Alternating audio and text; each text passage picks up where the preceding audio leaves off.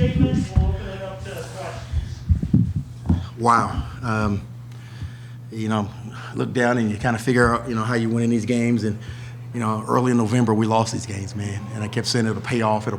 And I keep saying we're the best grind team in America because we've had so much going against us that, we got off to a great start. I think the crowd helped us immensely early.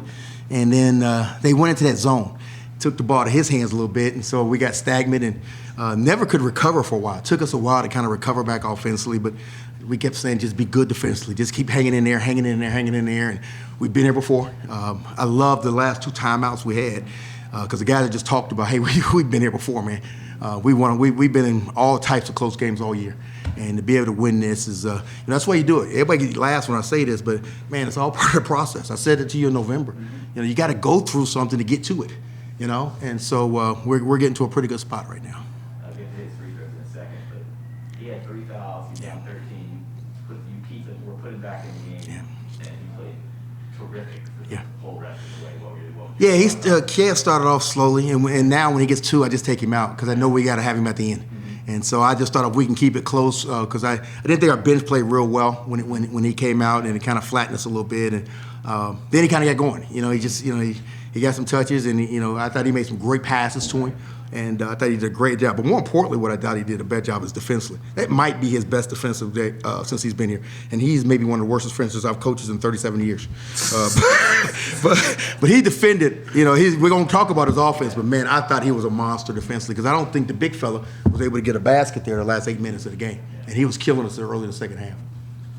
Your thought process, you've driven him twice in the last minute and had a good block.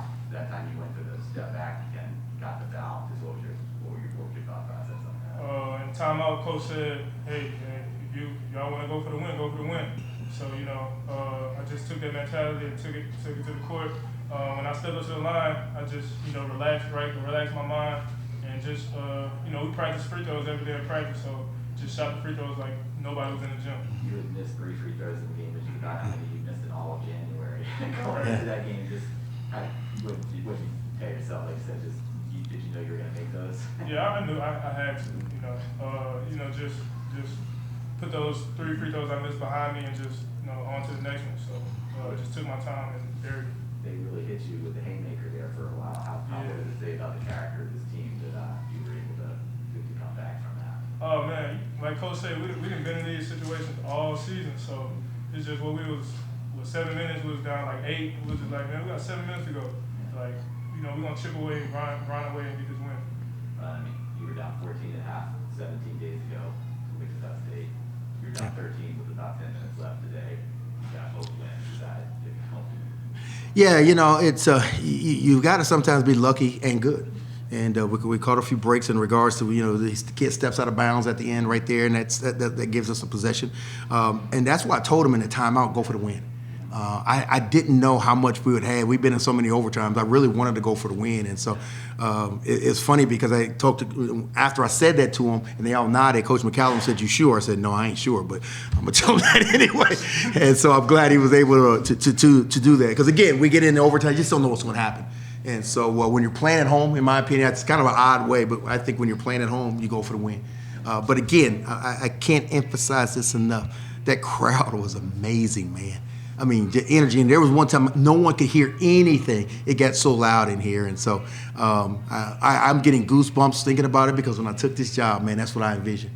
And so myself and the player, we definitely appreciate that. And I have no money left. My AD is in here.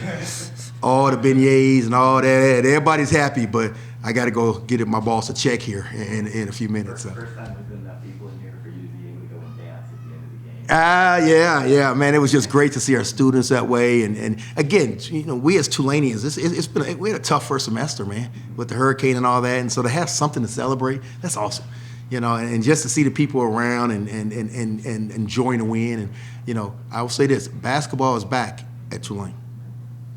Yeah, you had 3 fouls, and yet you still played aggressively, smart but aggressively. How sometimes in the past you kind of struggled with that a little bit. Yeah. I feel like in the past I wasn't able to control my emotions even more, and just being smart. I feel like it was more of just being smart today, knowing my team needed me on the floor and stuff like that.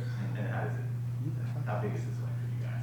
It's a big win. I mean, it shows how much we're here to stay, and just not here for a moment. Yeah, you know, when it was 24-9, I mean, that was an extension of the Tulsa game.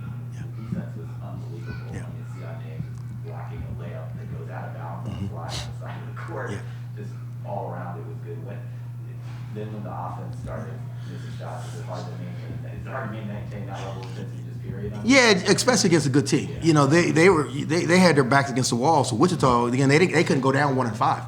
So they came out fighting. But again, if this game was played in December when we didn't have our students, I'm not quite sure we win it. And I don't want to. That's important. You know, I've been places when all of a sudden the crowd has helped us. Where tonight or today was a true home court advantage. It got us going. I mean, all those stops at the end, it's loud in there. If you're the offensive team, we've been in those spots on the road, and we know how tough it is. So, that's the loudest I've heard any place that I've been all year, including Cincinnati, Wichita.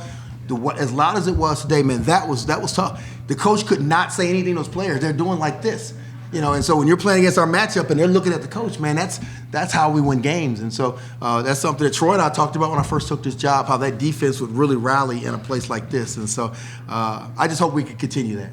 I think they hit a 3 to go up 9 with about 3.5 minutes left. They never scored again. Yeah. These guys, I thought defensively, man, and not only there were no shots even open. I mean, it wasn't like, you know, they missed shots, so they missed some opportunities. I mean, I thought we really clamped down, and we kind of pushed our matchup out a little bit further and further. And, you know, one thing, we've been getting beat off the dribble a lot, and I thought that last 7-8 minutes we really locked down. Generally what happens at the end of the game, I got to get him out defensively, and he wanted to stay in and play defense, which is really something surprising for all of us. Yeah, ATN's a great player. He's really been struggling this year, except for when he plays you guys. Yeah. And almost all, but he had it really going. How much of a good effort was it for you guys to shut him down when it really mattered? Yeah, you know, our coach was preaching, you know, take it away from him when he did it. So we just put the pressure on him at the end and made him take real tough shots. You know, when we put the pressure on him and make him take tough shots off the dribble, I think I like our chances. And what were your thoughts on the crowd? It was amazing. You know, it took me over at the end of the game. I went and did all that, but it was amazing. Back-to-back wins, guys. How much momentum does this just kind of bring moving forward? Well, it gives us a lot of momentum. You know, till our next game. You know, we go and play Houston. And, you know, and I think right now everyone, you know, no one has more wins than we do in the league. Everybody's at 6 right now. You know, I know some games are later today, but it gives us a great chance to go win a game in Houston when no one expect us to win. And so.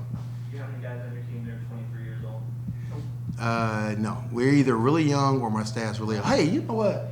Did you know at the end I wanted you to foul ATN? I kept saying foul, because we had to foul again. I know, I took the charge. No. I'm talking about the last shot when he made it. You know you're supposed. So I'm glad you did listen to me like you always don't. But we were going to foul, but you know, you got to say we are. You know, you got Cook here. You better say. Yeah. So I was like foul, no foul. Good decision there, young fella. So I asked about the 23 years old because that's how many years it's been since Tulane's beaten the top 25 team. You keep erasing those. Yeah, every day is something new. But we're worried about this team and the records we're going to set when we get, because we're going to set quite a few with this group up here. Thanks a lot. Thanks, guys. Appreciate it.